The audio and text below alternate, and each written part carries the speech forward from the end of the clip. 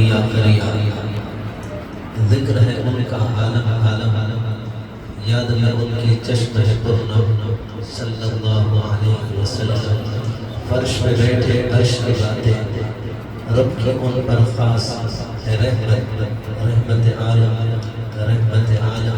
صلی اللہ علیہ وسلم نبی آتے رہے آخر میں نبیوں کے امام آئے وہ دنیا میں خدا کا آخری پیغام لے کر آئے جھکانے آئے بندوں کو جمیل اللہ کے در پہ سکھانے آدمی کو آدمی کا احترام آئے وہ آئے جب تو عظمت بڑھ گئی دنیا میں انسانوں کی وہ آئے جب تو بندوں کو فرشتوں کا سلام آیا سب سے پہلے مشرق کے انوار سے نقش روئے محمد بنایا گیا پھر اسی نقش سے منگ کر روشنی بزم کونوں مکان کو سجایا گیا وہ محمد بھی احمد بھی محمود بھی ذات مطلب کا شاہد بھی مشہود بھی علم و حکمت میں وہ غیر محدود بھی ظاہر انبیوں میں اٹھایا گیا اس رحمت ہے بے انتہا اس کی شفقت تخیل سے بھی ماورا جو بھی عالم جہاں میں بنایا گیا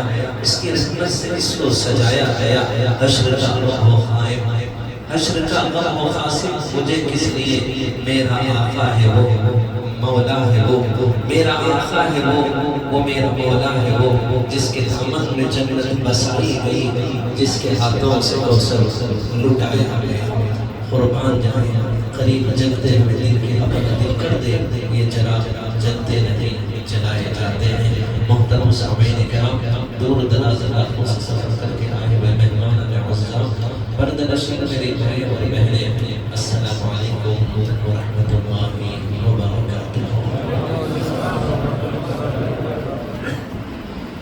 دربار رسالت آپ صلی اللہ علیہ وسلم میں جو کچھ بھی میرے جذبات و احساسات ہیں نعت کو شاعر علی جناب ڈاکٹر طیب پاشا حشری صاحب نے جو میری دلی جذبات تھے احساسات تھے میرے اندر چھپا ہوا جو عشق وہ لفظوں میں کیونکہ صبح میں نے بھی اچانک سے کال کیا اور کہا ڈاکٹر صاحب طبیعت میں میری تھوڑی سی ناساز ہے اور آواز میں تھوڑا سا یہ ہے آپ آ جائیے میرے اندر کے جو چھوٹے چھوٹے جذبات اور احساسات ہیں ایک نعت تھی جو بار بار میرے ذہن میں گنگناتے ہوئے وہ کیا کہتے ہیں اشعار میرے ذہن میں آ رہے تھے میں نے کہا مدینے کے سفر میں بھی وہ اشعار میں سن رہا تھا اور بڑا جھوم رہا تھا اور ابھی یہاں بیٹھے بھی بس وہی عشق میں ڈوبے ہوئے جو کلام تھا وہ سنا رہے تھے اور ڈوب رہا تھا بہرحال کیا کہتے ہیں سفر کی تھکان بھی ہے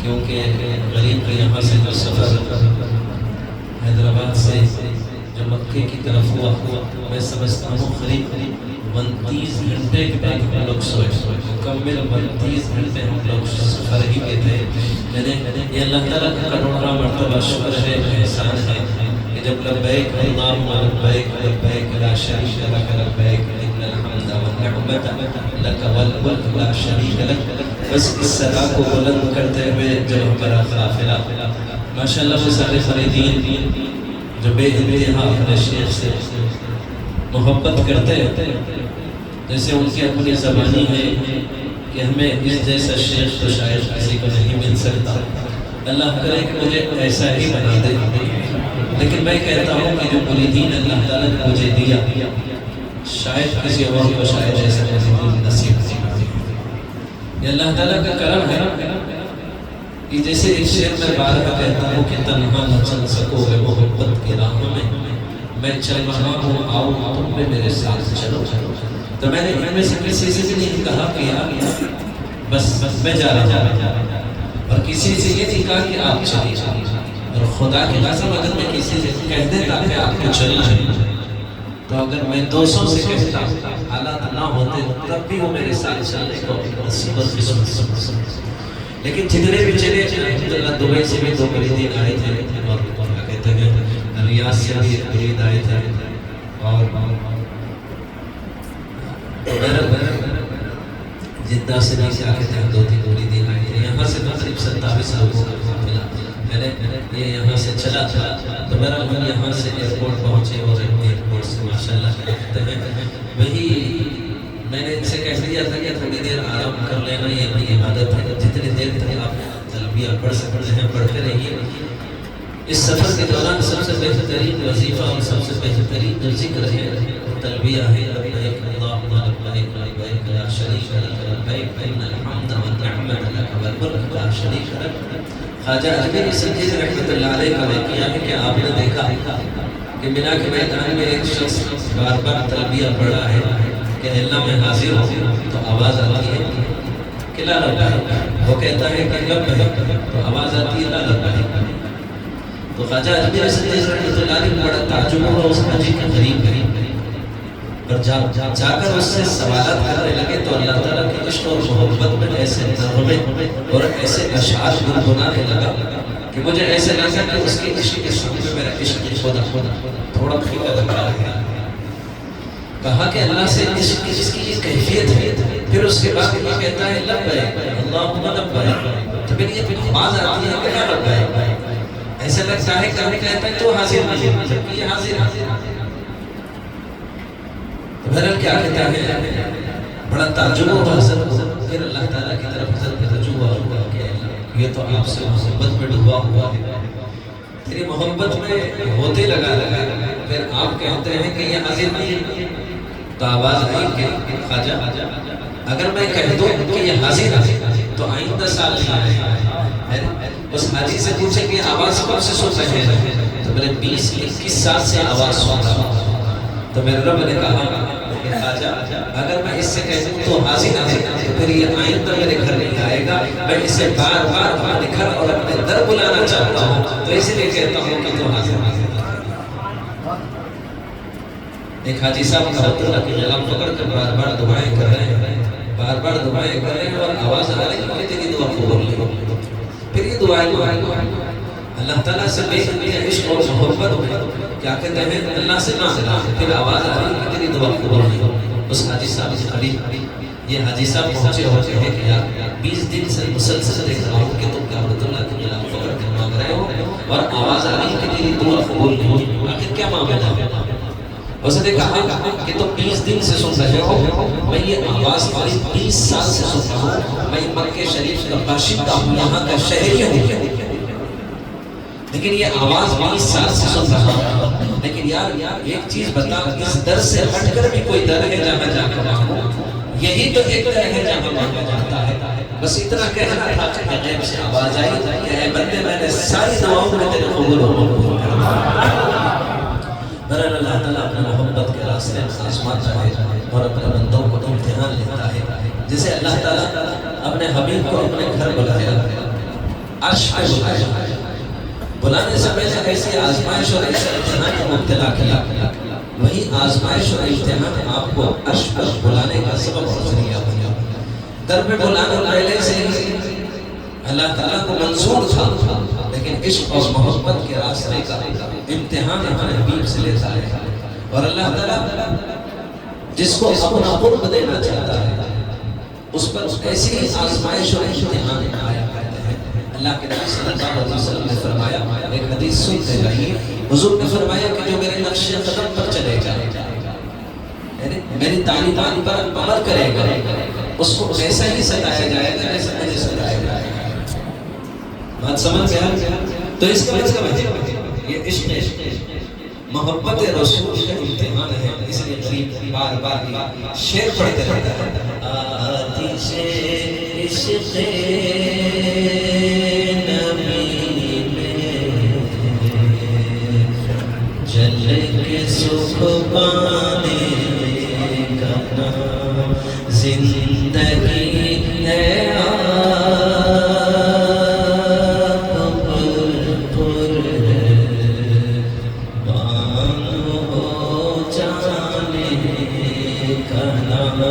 عشق خدا، عشق مصطفیٰ، ان دونوں ذات اقدس پر محبت میں نچھاور ہو جانا، قربان ہو جانا، تجھ پر سب سر بات بتا دو خانہ دل آباد رہے۔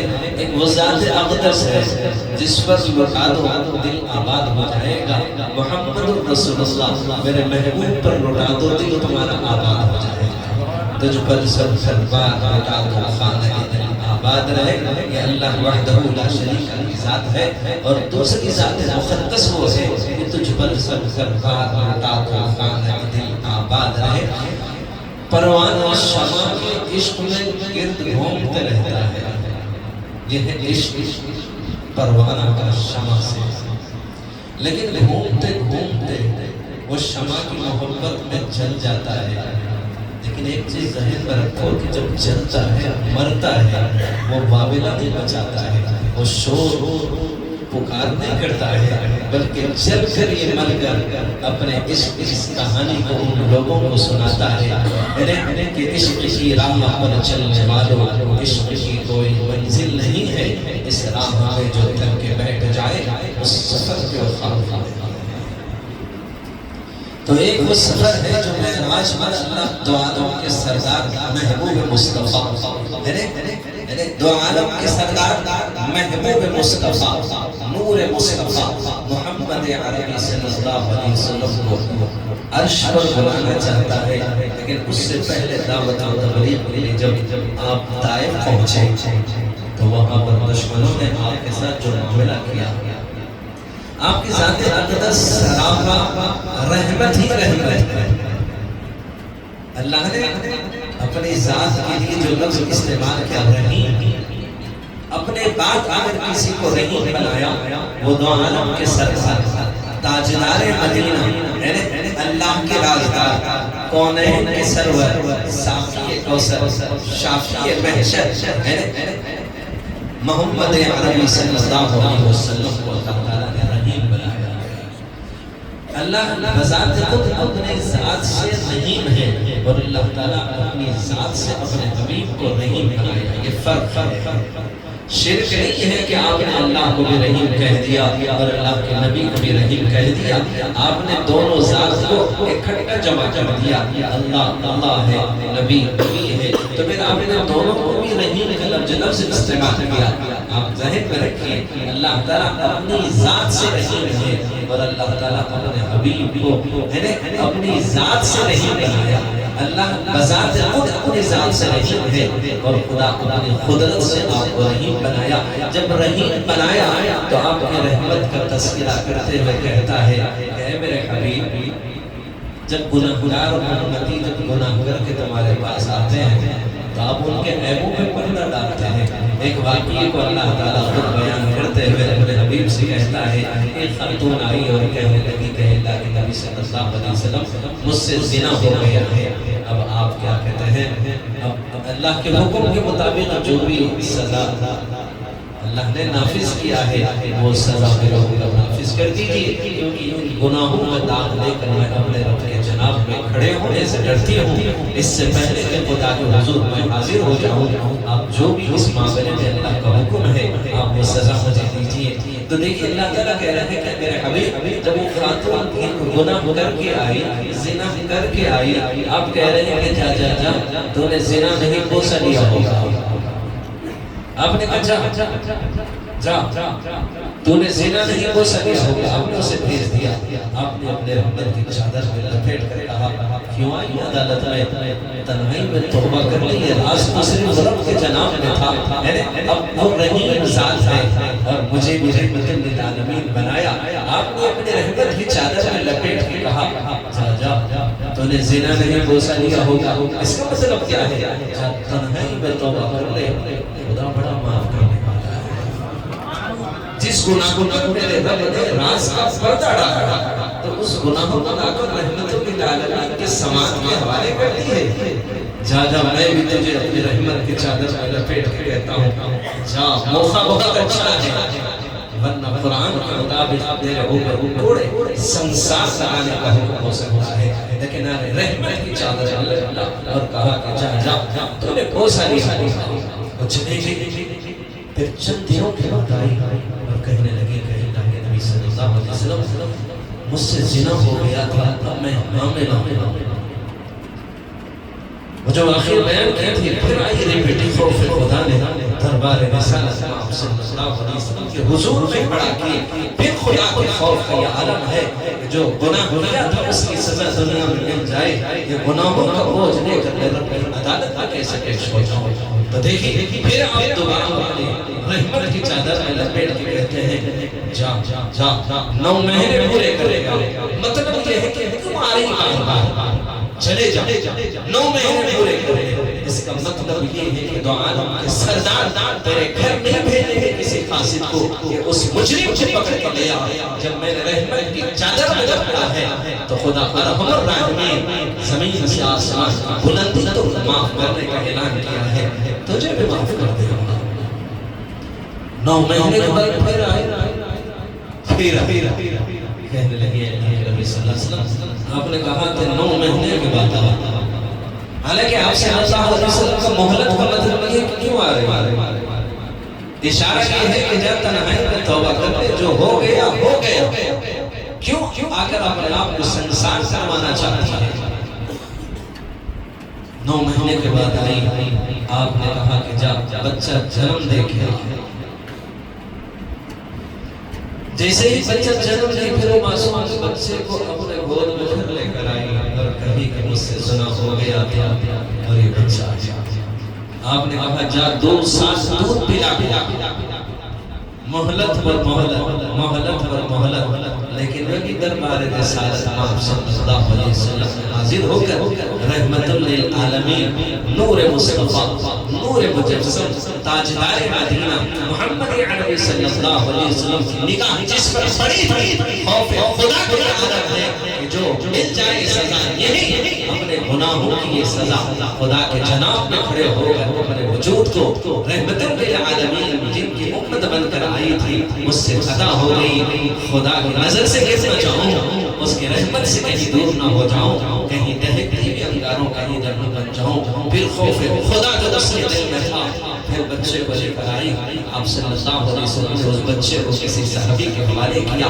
پھر اس خاتون کو کمر تک زمین میں کیا کہتا ہے دفنایا گیا. پھر اس کے بعد اس کے اوپر سنسار کرنے کے پتھر مارے, اتنے پتھر مارے کہ خون کا فوارہ نکلا اور ایک صحابی کے جسم پر اس کے خون کا چھینٹا پڑا. وہ حقارت کے ساتھ خون کو دھو رہے تھے. آپ نے کہا حقارت نہ کرنا, مکے کے سارے مجرم کے خطرے کے بدلے معاف کر دیے. اللہ نے اسے معاف کر دیا. اس کا خون کا وہ خطرہ ہے کہ مکے کے سارے مجرم کسی ایک خون کے بدلے میں معاف کر دیے جائیں گے. اللہ نے اسے معاف کر دیا. پھر زمین سے اسے باہر نکالا.